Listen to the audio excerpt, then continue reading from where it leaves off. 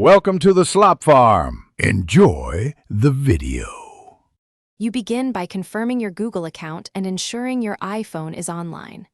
Open Settings on the iPhone and tap Contacts, then Accounts. This is where the sync lives. If you prefer direct sync, add the Google account now. Choose Add Account, right arrow Google, sign in, and grant contacts permission.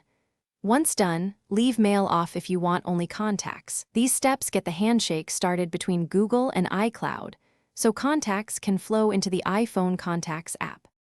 With the Google account added, make sure Contacts is toggled on in that account settings. That tells iOS to import entries.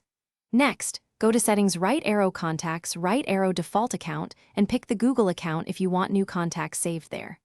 Once configured, open the Contacts app and pull down to refresh. This triggers an immediate fetch. If duplicates appear, use the Contacts Apps Groups or iCloud settings to hide or merge them. These steps control where contacts live and how they update.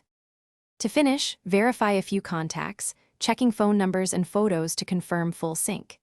If contacts are missing, first toggle contacts off for the Google account, wait a few seconds, then toggle back on. Signing out of the Google account and signing in again often clears authentication issues. As a reliable fallback, export a vCard from Google Contacts on desktop and import it at iCloud. So the iPhone pulls those entries from iCloud. That single troubleshooting trick resolves most sync problems quickly. Thanks for watching. Consider subscribing if we helped you today.